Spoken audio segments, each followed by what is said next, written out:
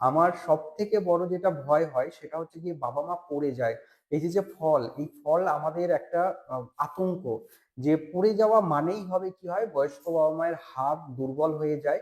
কারণ হচ্ছে আমাদের বয়স হওয়ার সাথে, সাথে অস্টিওপোরোসিস হতে শুরু করে এবং পড়ে গেলেই হচ্ছে গিয়ে হাড় ভেঙে যায়। বাবা-মাকে পড়ে যেতে দেওয়া যাবে না। বয়স্ক মা-বাবার যে চোখের সমস্যা, কানের সমস্যা, ব্যালেন্স রাখতে পারে না, কারণ ব্যালেন্সের জন্য কিন্তু আমাদের কান একটা বড় জায়গা। কারণ হচ্ছে গিয়ে পড়ে যাওয়ায় যে চোখে না দেখা এটা একটা বড় সমস্যা। হচ্ছে গিয়ে জানলা দরজা। কারণ হচ্ছে গিয়ে যদি সবকিছু আমি বন্ধ করে রাখি, কারণ ক্রস ভেন্টিলেশন যদি না হয় তাহলে কিন্তু খুব একটা বড় প্রবলেম এটা। কারণ হচ্ছে গিয়ে ফ্রেশ এয়ার বা ফ্রেশ কিছু আমরা পাবো না। ঘরের ভিতরে যা আছে তাই থাকবে।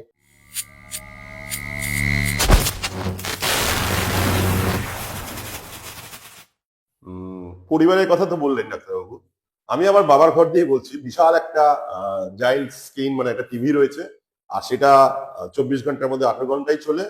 আর কি করে বাবা ওখানে বিছানার উপর বসে সারাক্ষণ এই টিভিটা চলছে। তো আপনি বললেন পরিবারের কথা, খাবার দাবারের কথা, কি হবে?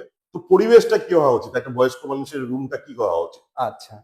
আজকে তো বাবা শহরে থাকে, দাদা শহরে থাকে, কলকাতায় থাকে। দাদার ঘরে বড় টিভি আছে সেটাও বলে দিল। কিন্তু আজকে আমি তো দাদাকে দিয়ে বিচার করলে হবে না। আজকে আমার পুরো পশ্চিমবঙ্গ রয়েছে, ওয়েস্ট বেঙ্গল রয়েছে। আমার গ্রাম, গ্রান্তর অনেক কিছু জায়গা রয়েছে যেখানে হয়তো কারো ঘরে টিভিও নেই। তো আজকে আমি একটা জেনুইন ওপিনিয়ন দেব। সেটা হচ্ছে গিয়ে সবার জন্যই সেটা অ্যাপ্লিকেবল। আজকে আমার রুম কিরকম হওয়া উচিত, এমন অনেকের তো রুমও নেই, থাকারও জায়গা নেই। যাই হোক, তো আজকে যে সমস্ত রুমগুলো কোনো রকম ভাবেই কনজেস্টেড করা যাবে না, যতটা কম চেয়ার টেবিল বা জিনিসপত্র আলমারি রাখা যায় সেটা হচ্ছে ভালো। মানে ওপেন স্পেস রাখা অনেকটা দরকার। আমার সব থেকে বড় যেটা ভয় হয় সেটা হচ্ছে কি বাবা মা পড়ে যায়। এই যে ফল, এই ফল আমাদের একটা আতঙ্ক। যে পড়ে যাওয়া মানেই হবে কি হয় বয়স্ক বাবা মায়ের হাত দুর্বল হয়ে যায়। কারণ হচ্ছে আমাদের বয়স হওয়ার সাথে সাথে অস্টিওপোরোসিস হতে শুরু করে এবং পড়ে গেলেই হচ্ছে গিয়ে হাড় ভেঙে যায় এবং বড় বড় হাড়গুলো যেটা হচ্ছে কোমরের হাড় ভেঙে যায়। এবং দেখবেন আপনারাও দেখেছেন, নিজের অনেকের এই মানে অভিজ্ঞতা আছে যে বাবা মা পড়ে গেলেই কোনো সময় হাড় ভেঙে যাচ্ছে এবং তাকে নিয়ে হসপিটালে যেতে হচ্ছে। হসপিটালের সাথে সাথে ওটি করতে হবে এবং তার জন্য একটা ফিটনেস দরকার হয়। সেই ফিটনেসটাই অনেক সময় পাই না, আমরা আটকে যাই। কারণ বয়স্ক বাবা মায়ের নানান রকম সমস্যা, তার মধ্যে হার্টের সমস্যা, কিডনির সমস্যা থাকে। তো সেই জন্য ফিটনেসটাও পাওয়া যায় না। তারপরে অনেক মেডিসিন দিয়ে টিয়ে সেটাকে করা হলেও তারপরে দেখা যায় বাবা মা অনেক সময় খারাপ হয়ে যায়, তাকে সিসিউ আইসিইউতে রাখতে হয় এবং তারপরে বাড়িতে আবার নিয়ে আসতে হয়। এই যে মানে 15 থেকে 20 দিনের একটা স্ট্রাগেল, এটা যেমন বাবা করছে তার সাথে তার ফ্যামিলি মেম্বার্স মানে তারাও করছে এবং এটা খুব প্যাথেটিক। তার মানে আমি বলতে চাইলাম বাবা মাকে পড়ে যেতে দেওয়া যাবে না। এই পড়াটা প্রিভেন্ট আমি করব কিভাবে? একটা হচ্ছে কি আমাদের কিছু আছে ইন্ট্রিনসিক ফ্যাক্টর, কিছু আছে এক্সট্রিনসিক ফ্যাক্টর, মানে বাইরের। বাইরের কি, ধরুন আমার যে ঘরে রয়েছি সেই ঘরে পর্যাপ্ত পরিমাণে আলো নেই। তাহলে আলো নেই, আমি দেখতে পাইনি, আমি হোঁচট খেয়ে পড়ে গেছি। এবং অনেক সময় আমাদের বাঙালি ঘরে দেখবেন একটা ডোরের সাথে একটা উঁচু করে একটা কাঠ দিয়ে রাখা হয় বা উঁচু একটা দিয়ে রাখা হয়। সেইটা অনেক সময় হোঁচট খেয়ে পড়ে যাচ্ছি এবং সেটা যদি আমি সরিয়ে দিই। সেকেন্ড হচ্ছে আমার সব থেকে বড় মানে মা বাবারা পড়েন হচ্ছে বাথরুমে গিয়ে। বাথরুমে কি হয়, তারা হচ্ছে গিয়ে স্লিপারি থাকে এবং তার থেকেও যদি বলি সব থেকে বেশি পরে হচ্ছে গিয়ে যখন তারা প্যান্ট জামা পরতে যায়, এক পা তুলে যখন প্যান্ট জামা পরতে যায় তখনই হচ্ছে গিয়ে পড়ে যায়, কারণ এক পায়ে তখন তারা ব্যালেন্স করে রাখতে পারে না। তাই এই যে পড়ে যাচ্ছে সেটা আমি প্রিভেন্ট করতে পারি বাথরুমে একটা ঠিকঠাক ধরার কিছু জায়গা রাখতে হবে। স্নান করার সময় একটা টুলে বসে স্নান করতে হবে। যখন আমি পটি করতে বসছি, যে কোমোডে বসছি সেখানে দুটো হ্যান্ডেল রাখতে হবে, হ্যান্ডেলে আমি চাপ দিয়ে উপরে উঠতে পারবো। যে ফ্লোরটায় রাখছি সেটা যেন স্লিপারি না থাকে, সবসময় যেন শুকনো থাকে এবং আমরা যে ম্যাট্রেস ইউজ করি সেটা যেন হচ্ছে গিয়ে স্লিপটাকে প্রিভেন্ট করতে পারে। যে টাইলস গুলো ইউজ করি সেটা যেন হচ্ছে গিয়ে স্যাঁতস্যাঁতে না থাকে বা তেল তেল ভাব না থাকে, এমন টাইলস আমি বাড়িতে ইউজ করব না। এবং বাড়ির হচ্ছে গিয়ে বয়স্ক মা বাবার যে চোখের সমস্যা, কানের সমস্যা, ব্যালেন্স রাখতে পারে না, কারণ ব্যালেন্সের জন্য কিন্তু আমাদের কান একটা বড় জায়গা। সেটা যদি কোনো সমস্যা থাকে তার ট্রিটমেন্ট করতে হবে। চোখে যেটা সব থেকে বড় জিনিস সেটা হচ্ছে ক্যাটারাক্ট। যদি হচ্ছে গিয়ে আজ নয় কাল করতে করতে দেখেছি আমরা অনেক বাবা মাকে ডিলে করি মানে অপারেশনটা। যদি কারোর ক্যাটারাক্ট থাকে, তার অপারেশন দরকার হয়, ডাক্তারবাবু একবার বলেছে, তাহলে তার অপারেশনটা করিয়ে দেওয়া। কারণ এক ক্যাটারাক্টের অপারেশন বড় কিছু অপারেশন নয়, একটা অপারেশন করালে কিন্তু সে আবার সব আগের মতো ফিরে পাবে। কারণ হচ্ছে গিয়ে পড়ে যাওয়ায় যে চোখে না দেখা, এটা একটা বড় সমস্যা। এবং হচ্ছে গিয়ে পর্যাপ্ত পরিমাণে আলো, আর হচ্ছে গিয়ে জানলা দরজা। কারণ হচ্ছে গিয়ে যদি সবকিছু আমি বন্ধ করে রাখি, কারণ ক্রস ভেন্টিলেশন যদি না হয়, তাহলে কিন্তু খুব একটা বড় প্রবলেম এটা। কারণ হচ্ছে গিয়ে ফ্রেশ এয়ার বা ফ্রেশ কিছু আমরা পাবো না, ঘরের ভিতরে যা আছে তাই থাকবে। তাই আমরা পুরো বেড থেকে শুরু করে বাথরুম, সিঁড়ি থেকে শুরু করে সবকিছুই কিন্তু আমাদের বয়স্ক বাবা মা ঘরে থাকলে আমাদের কিন্তু নজর দিতে হবে বা খেয়াল রাখতে হবে। এই ডাক্তারবাবু বলছিলেন আপনি পড়ে যাওয়া, এটা ছাড়া একটা প্যানিক, মানে আমি বলছি, আমি ফিরছি কলকাতায় 3:30-4টে বাজে, বাবাকে যে দেখেন নার্সে ফোন করে বলছে তোমার বাবার বুক ব্যথা হচ্ছে, আর থাকতে পারছি না, কি করব। তো আমি কি করলাম, সঙ্গে সঙ্গে আমি ওকে বললাম যে আমাদের ডাক্তারবাবুকে, ডাক্তারবাবু বললো ইমিডিয়েট তুমি নার্সিং হোমে নিয়ে যাও। তো এরকম আমি দেখছি 3 মাস অন্তর অন্তর একবার দুবার হচ্ছে। এবং বাবার যেহেতু এজ হয়ে গেছে, মেডিক্লেম নিয়ে অনেক টাকা খরচা হয়ে যাচ্ছে, একটা বড় বিল নার্সিং হোম দিচ্ছে, চলে আসছে। এই যে প্যানিক হওয়া, এটার ব্যাপারে একটু যদি কিছু বলেন। আর এই যে এত আচ্ছা। টাকা, মানে আমাদের ধারণাটা উল্টো হয়ে গেছে, ডাক্তারবাবু মানে তারা একটা বড় বিল করবে এবং নার্সিং হোমে যাওয়া মানে অনেক টাকা নিয়ে নেবে। এটা আমরা যারা সাধারণ মানুষ এটা ব্লেম দিই, এটা নেগেটিভ কথা বলি আমরা সবসময়। আচ্ছা, এক হচ্ছে গিয়ে এই যে আমাদের যারা এজেড অভিজ্ঞ বাবা মা রয়েছে, ওনারা অল্পতেই প্যানিক হয়ে যায়। এটা হচ্ছে গিয়ে প্যানিকটা কেন হচ্ছে? বাবা কি কোনো একাকিত্বে ভুগছেন? বাবা কি পর্যাপ্ত পরিমাণে যাদের সাথে মেশার, যাদের সাথে কথা বলার, যাদের সাথে শেয়ার করার লোক পাচ্ছে না? নাকি হচ্ছে গিয়ে এই যে কেন প্যানিকটা হচ্ছে? কারণ আমরা যখন, আমি তো কলকাতায় থাকি, কলকাতার এই যে আপনার বাবার জন্য যে সমস্যা, এরকম সমস্যার জন্য আমাকেও অনেক কল আসে। এবং তখন সেখানে গিয়ে দেখি যে পুরোটাই হচ্ছে গিয়ে 70% কেস কিন্তু হসপিটালে ভর্তির কেস নয়। মানে আমাদের বাড়িতে বসেই আমরা কিন্তু ম্যানেজ করে দিচ্ছি।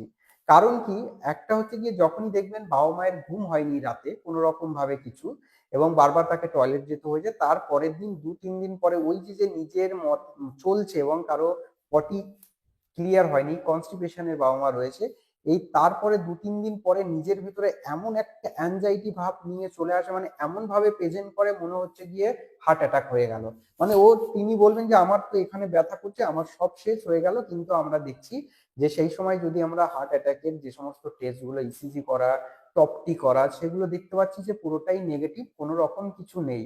তার মানে এই যে প্যানিক হওয়া মানেই হসপিটালে ভর্তি হতে হবে, এটা কিন্তু নয়।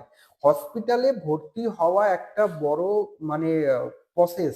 মানে হসপিটাল কিন্তু কোনো সময়ের জন্যই ভালো জায়গা নয়। হসপিটালে কারা যায়? হসপিটালে যায় রোগীরা যায়। রোগীরা কি, নানান রকম রোগী থাকে সেখানে। কারো হচ্ছে নিউমোনিয়া থাকে, কারো হার্টের প্রবলেম, কিডনির প্রবলেম। তাহলে ওই জায়গাটা কোনো সময়ের জন্য ভালো জায়গা আমার অ্যাটলিস্ট মনে হয় না। আমি নিজে তো কাজ করছি হসপিটালে, এবং আমি সেগুলো নিয়েই ডিল করছি, সেটা আমার প্রফেশন, সেটা আলাদা ব্যাপার। কিন্তু হচ্ছে হসপিটালে ভর্তি করে দেওয়া বা হসপিটালে যাওয়া মানে ভালো কিন্তু সেটা নয়। আজকে আমার এই ভিডিও তো বাবা মাও দেখবে, বয়স্ক বাবা মাও দেখবে, তাদের ক্ষেত্রে কিছু হলেই যে আমি হসপিটালে নিয়ে চল, আমাকে হসপিটালে নিয়ে চল, এটা কোনো সলিউশন নয়। তবে কিছু কিছু ক্ষেত্রে 100 বার যেটা হচ্ছে গিয়ে হসপিটালে অ্যাডমিশন করতে হয়, এবং আমরা যখন বুঝে যাই যে না, বাবা মাকে আর বাড়িতে রাখা যাবে না, তখন কিন্তু তাকে হসপিটালে অ্যাডমিশন করতে হয়। তো হসপিটালে অ্যাডমিশন না করিয়ে, যেটা সব থেকে বড় কথা, যে পাড়ার বা আশেপাশে যে ডাক্তারবাবু আপনাদের সব থেকে কাছের, বা যে আসবেন একবার শুধু যদি বাড়িতে এসে দেখে যান, এবং তিনি যদি বলেন যে না হসপিটালে ভর্তি করে, দেখুন এখন হচ্ছে গিয়ে যদি বাই ফোন কল করে, আমি তো পেশেন্টকে দেখছি না, আমি পেশেন্টকে ডিল করছি না। একটা ওই যে বললাম 70% পেশেন্ট হসপিটালে ভর্তি করার দরকার নেই, কিন্তু 30% তো দরকার। এবার সেই 30%ও তো আমি যদি সেটাকে মিস করে যাই, আমি যদি বলি না হসপিটালে ভর্তি করতে হবে না, যদি কিছু হয়ে যায় সেই ব্লেমটা কিন্তু আপনি আমাকেই দেবেন। যেন কোনো ডাক্তারবাবু বাই ফোন বা কোনো কিছুতে সে কিন্তু রিস্ক নিতে চায় না, সে বলে দেয় ঠিক আছে হসপিটালে ভর্তি করুন, দেখা যাক কি হয়। কিন্তু হচ্ছে কি, আপনারা সেই মুভমেন্টে এমন কিছু ডাক্তারবাবুকে রাখুন, বা যারা আসবেন বা সেই ফেসটা দেখবেন, তিনি যদি মনে করেন না এনাকে আমি বাড়িতেই ম্যানেজ করতে পারবো, যে জাস্ট নেবুলাইজেশন দিলে, একটা দুটো অ্যান্টিবায়োটিক্স, ওরাল অ্যান্টিবায়োটিক্স দিলেই ম্যানেজ হয়ে যাবে, বা আমি টপটি করে নিলাম যে আমার হার্ট অ্যাটাক নেই, ব্যাস আমার তাহলে পুরোটাই প্যানিক অ্যাটাক ওনার হচ্ছে, বা হচ্ছে গিয়ে সোমাটিক ডিসঅর্ডার যেটা রয়েছে, সাইকোসোমাটিক ডিসঅর্ডার সেটা রয়েছে। তো তো সেগুলো তো হচ্ছে গিয়ে আমরা বাড়িতেই ম্যানেজ করতে পারি। আর যদি দেখি যে কারোর ব্রেন স্ট্রোক হয়ে গেছে বা কারো হার্ট অ্যাটাক হয়ে গেছে এবং তাকে ইমিডিয়েট এবং চেস্টে এতটাই ইনফেকশন হয়ে রয়েছে যে বাড়িতে কোনো রকম ভাবেই ওরাল অ্যান্টিবায়োটিক্স দিয়ে কন্ট্রোল করা যাবে না, তাকে হচ্ছে গিয়ে আইভি অ্যান্টিবায়োটিক্স দিতে হবে এবং একজন ডাক্তারের 24 ঘন্টার তার সামনে থাকলে বেটার হয়।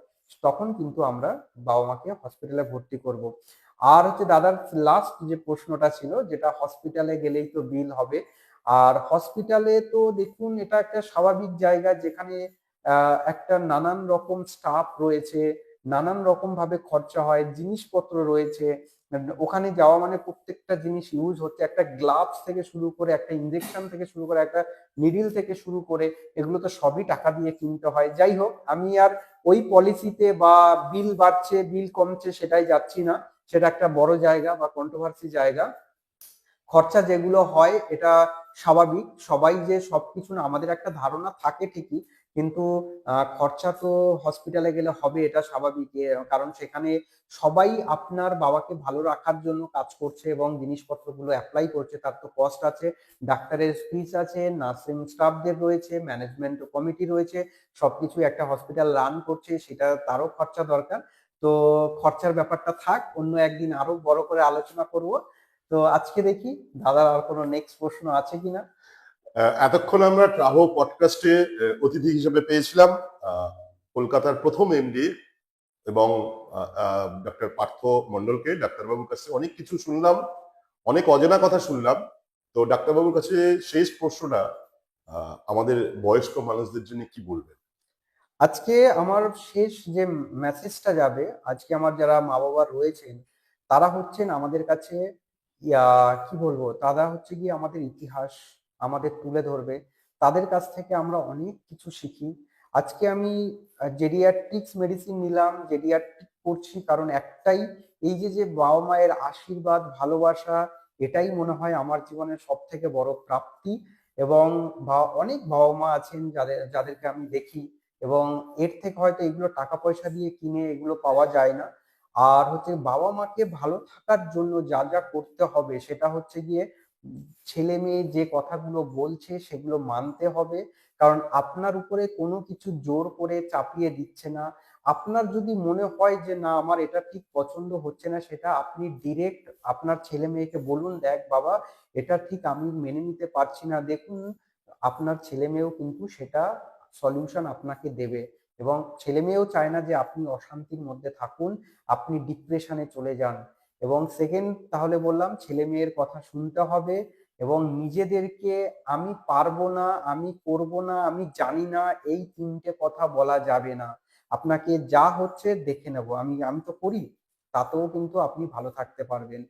ঠিকঠাক জিনিসপত্র খেতে হবে, যেটা যেটা দরকার, প্রোটিন ঠিকঠাক খেতে হবে, কার্বোহাইড্রেট, ফ্যাট, ভিটামিনস, মিনারেলস সব ঠিকঠাক পর্যাপ্ত পরিমাণে খেতে হবে, পর্যাপ্ত পরিমাণে ঘুমাতে হবে, সোশ্যাল যে সমস্ত অ্যাক্টিভিটি গুলো রয়েছে সেখানে নিজেকে ইনভলভ হতে হবে, রেগুলার বেসিসে আপনাকে ফিজিওথেরাপি বা হচ্ছে গিয়ে নিজে যদি হাঁটাচলা করতে পারেন যোগা করুন, নিজে হালকা ওয়েট তুলে ব্যায়াম করুন, সেটাও না পারলে রেগুলার 30 মিনিট করে হাঁটুন। এবার অনেক বাবা মায়ের প্রশ্ন, ডাক্তারবাবু আমি তো ঘরের এই কাজ করছি ওই কাজ করছি, দৌড়াদৌড়ি করে কাজ করছি, তাহলে তো আমার হাঁটাই হচ্ছে সারাদিন। ওই হাঁটাটা কিন্তু আমরা কাউন্ট করি না।